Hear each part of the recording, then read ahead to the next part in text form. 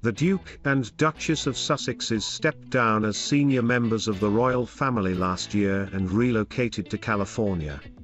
Following their departure, Queen Elizabeth II removed their HRH titles and they were removed as patrons. However, the couple have been allowed to retain the titles of Duke and Duchess of Sussex. But now, Graham Smith, CEO of Republic, has urged the couple to make a clean break and ditch all their titles. He told Express.co.uk, "They were given in order to pursue royal duties in theory for the good of the country and they are not doing that now. They have got a halfway house where they have one foot in the royal household but also pursuing their own private interests. I do think they ought to have made a clean break of it when they stepped away and just ditched the titles."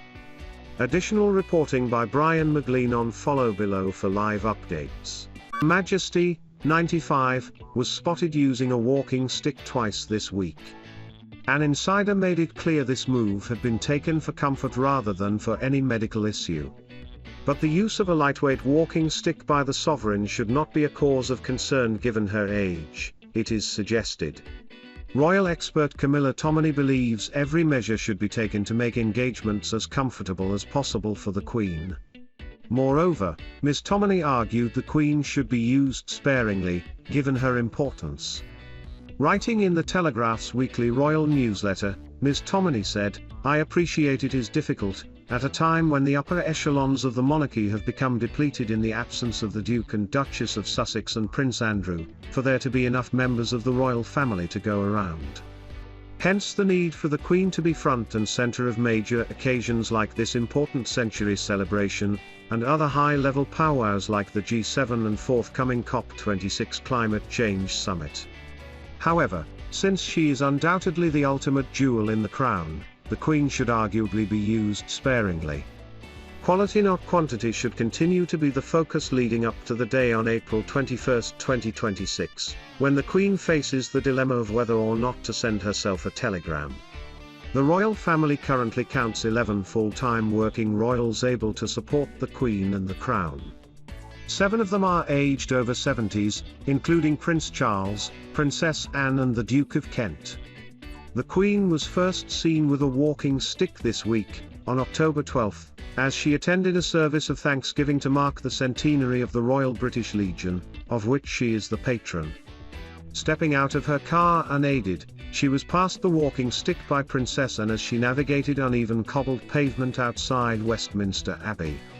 The monarch also opted to take a shorter route to her seat inside the Abbey instead of arriving at its main entrance. Her Majesty was seen using the walking stick a second time on October 14, when she attended the opening of the Welsh Parliament, the Senedd. As was the case at the Abbey, she appeared in high spirits and splendid form while chatting with members of Parliament, Welsh First Minister Mark Drakeford and well-wishers. After addressing the Senedd, she was even caught making a cutting remark about world leaders who talk but don't do when it comes to the environmental crisis.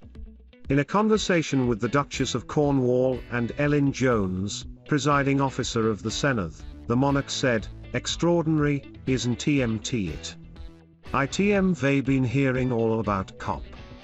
I still don't TMT know who is coming. No idea. We only know about people who are not coming. It TMS really irritating when they talk but they don't TMT do." The Queen has enjoyed good health over the decades. The last time she was seen walking with a stick was in 2003 when was photographed leaving hospital after undergoing surgery to remove torn cartilage in her right knee. A decade later, she had a precautionary visit to hospital after she experienced symptoms of gastroenteritis, as stated by Buckingham Palace at the time. Of course, her middle name pays tribute to Beatrice TM's grandmother, the Queen, and in doing so follows a common royal tradition in recent times.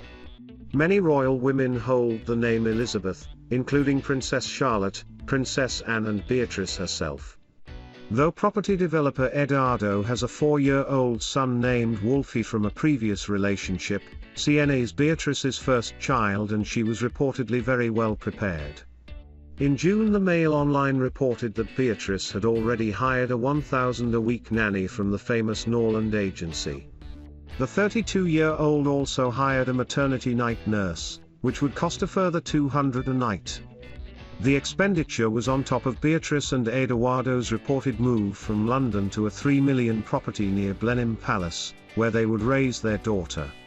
Author Adele Coffey joked in the Irish Times, "All parents must go through the rite of passage, that is the realization that organizing any child-related service is a blood sport." She added, "People may mock Beatrice for hiring her nanny so early, but I can only salute her." Beatrice follows in the footsteps of Prince William and Kate, Duchess of Cambridge, in hiring a Norland College-trained nanny. William and Kate hired Maria Theresa Turrion-Borrello, who now works full-time for the Cambridges, looking after Prince George, Princess Charlotte, and Prince Louis. Norland College is one of the world's most prestigious nanny training schools and has provided the royal family with staff for years.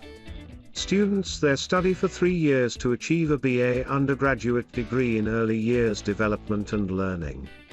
The aspiring nannies then spend a 4th year training for the Norland diploma to help them deal with practical aspects of childcare. Having trained to be the best in the business, the starting salary for a full-time Norland nanny is £26,000 a year, which rises to £30,000 a year, according to the Telegraph. In comparison, the salary of a nursery nurse in an ordinary setting is around £10,000 to £12,000 a year. Beatrice will be able to afford the substantial costs of childcare due to her role as Vice President of Partnerships and Strategy at Affinity, an American software company.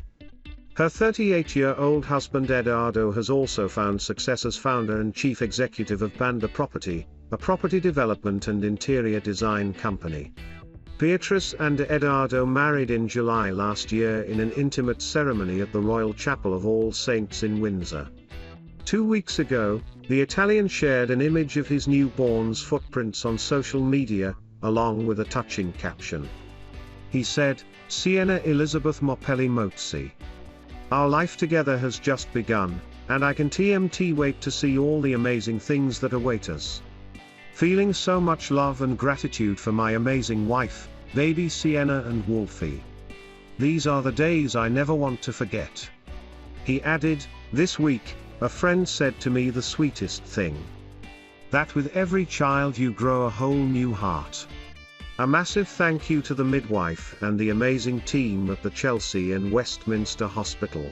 Meghan Markle, 40, and Prince Harry, 37, have joined fintech company Ethic, which invests in the environmental, social, and governance-focused (ESG) sector, marking yet another major corporate partnership for the couple.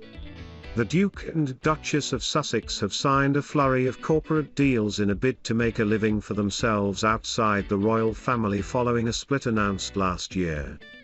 Sunrise royal correspondent Peter Ford has since suggested the couple could appear in TV adverts in their new roles.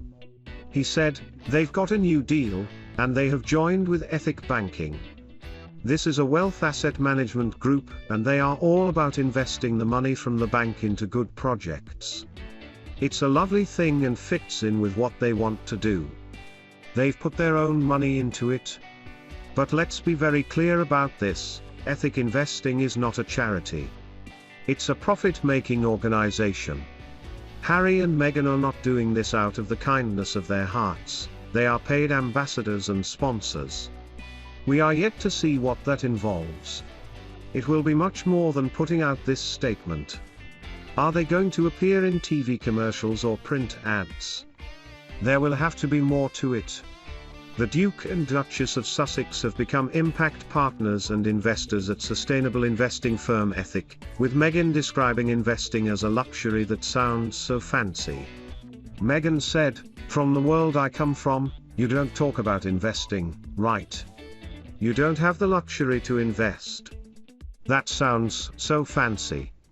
She added, "My husband has been saying for years, gosh, don't you wish there was a place where if your values were aligned like this, you could put your money to that same sort of thing?" Don't miss the pair signed major deals with Netflix and Spotify, thought to be worth in excess of $100 million, after quitting as senior working royals and moving to the US in a quest for personal freedom and to earn their own money. The company confirmed that Harry and Meghan had become investors in Ethic, and also have investments managed by Ethic as well. The firm screens businesses and sectors based on social responsibility criteria, including racial justice, climate, and work issues.